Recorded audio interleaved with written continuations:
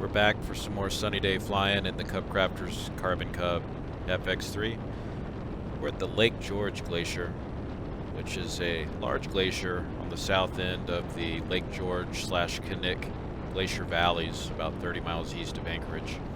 We're flying along the western edge of the glacier, flying up glacier, so upslope a little bit in a southerly direction, which in Alaska means you're facing into the sun.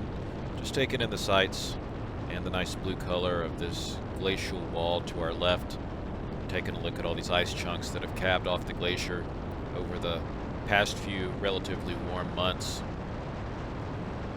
As we flew through this area, we did notice a strip a little bit to the west of the glacier at about 1,000 feet above sea level in the foothills that lead into the Chugach Mountains to the west of the glacier.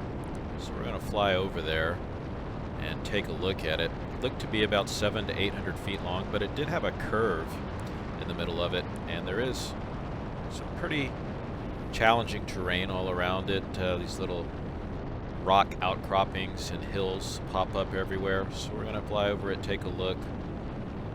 We'll be passing over the strip here in about 10 seconds, but we're on a downwind at the moment, setting ourselves up for an approach to what the locals call the Red Bull Strip or the Lake George Glacier Strip. So we just passed over the south end of the strip. Now we're going to continue flying a downwind. We're about to beam the touchdown point right here. So we're going to make a sweeping 180-degree turn on base to final as we slow up to about 60 miles an hour and start putting in our first and second notches of flaps. Slowing up to about 50 as we line up with this curved landing strip. The first few hundred feet of the runway face in a southeasterly direction, and then about halfway down the strip it curves around to the west, more of a southwesterly heading. So the strategy here is to kind of make a left turning approach to dodge these hills that are to the right side of the strip as I land upslope here. Always want to land upslope if you can and if the wind allows it.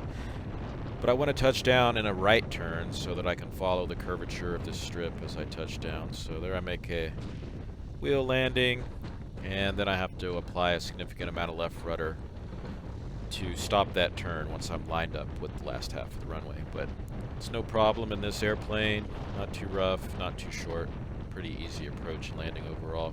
So then we shut down, get out of the airplane. My friend Toby took this picture facing to the west as we started our hike towards a nearby waterfall that we had spotted from the air. That was the reason we wanted to land here, is to go take a look at this waterfall.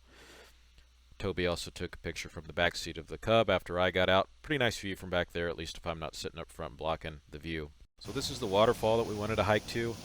It's interesting because it's throwing off all kinds of mist, and due to the falling temps, it's covering all the vegetation and rocks in a thin layer of ice. So it's a nice contrast this time of the year between a lot of the terrain that's not yet covered in snow or ice versus everything that's been covered in frozen mist from this waterfall. Toby took this picture, looked like an interesting landscape around the waterfall. This is what all the vegetation looked like up close, all that frozen water all around it. So we hike back to the airplane, and this is the takeoff. Again, we're going to take off downslope.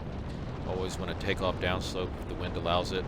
On this strip, I'd probably accept up to a 5-mile-per-hour tailwind to take off downslope, and the same applies to land upslope. I'd rather land with a 5-knot tailwind and go upslope than try to land downslope. That's all I got for this video. Thanks for watching. Let me know if you have any questions. Have a good day.